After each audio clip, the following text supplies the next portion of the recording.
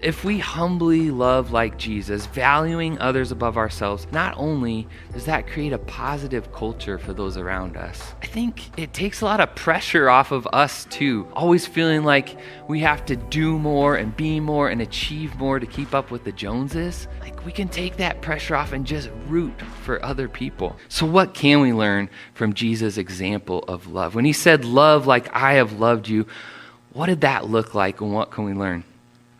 There are probably a million different ways that we could describe Jesus' love, but I just want to highlight a handful of them here today.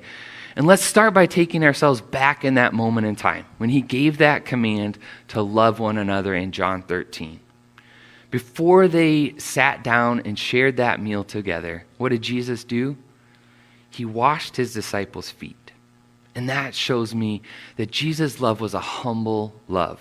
Because in Jesus' day, washing feet, it wasn't just a chore. It was deeply humbling, even degrading task. People walked around all day in sandals on dirt, manure-covered roads. Their feet were nasty.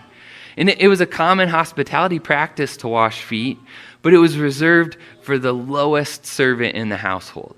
So Jesus doing this, their teacher, the leader of the pack doing this, it'd be like the CEO of your company plunging toilets for a company event. This was the furthest thing from Jesus' job.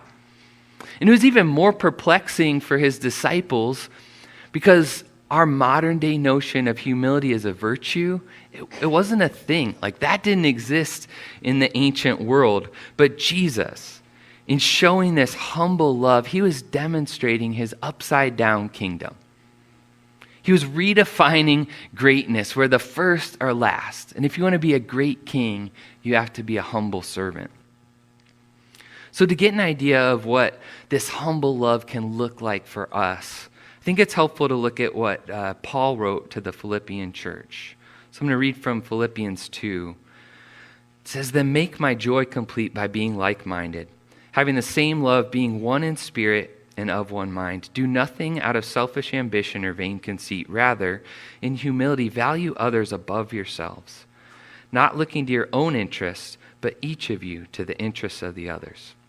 In your relationships with one another, have the same mindset as Christ Jesus, who being in very nature God, did not consider equality with God something to be used to his own advantage. Rather, he made himself nothing by taking the very nature of a servant, being made in human likeness, and being found in appearance as a man, he humbled himself by becoming obedient to death, even death on a cross."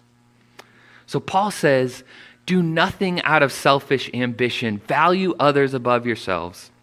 Look out for the interests of others. But what's our culture tell us? Like, it's all a competition.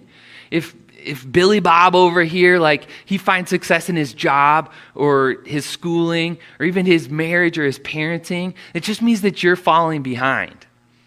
And when we take that mindset, it just forces us into self-defense mode. So rather than celebrating other success, we feel like we have to tear them down, let people know they're not really that great. Like, oh, she got a promotion? Well, it's only because fill in the blank. Or it would have been my promotion if not for fill in the blank. We pretend to listen and care about other people, but it's so easy to just be thinking about ourselves the whole time. But do you realize what it would look like if we truly lived out that humble love of Jesus? That humble love for one another. We'd root wholeheartedly for the success of other people. We'd cheer them on instead of cutting them down. Like we'd thumbs up them instead of trying to one-up them. And we would serve in ways that make an impact even when nobody's watching, even when we never get any credit for it. So if we humbly love like Jesus, valuing others above ourselves, not only does that create a positive culture for those around us, I think it takes a lot of pressure off of us too. Always feeling like we have to do more and be more and achieve more to keep up with the Joneses. Like we can take that pressure off and just root for other people. When I think of a modern day example of humble love, I think of Fred Rogers. You might know him by his famous nickname, Mister. Yeah, there he is. All right, and I know what you're thinking, like, James, you just like this guy because he dresses exactly like you, and that is partially true. I think that his fits are absolute fire. We both like a good cardigan, but that is not the only reason, okay? I think he's a really good example of humble love because he was pretty famous. He had a show named after him. He's a big deal, but you would never know that by interacting with him. He would spend his time just writing personal notes to fans. He'd go visit sick kids in the hospital with no media attention or fanfare.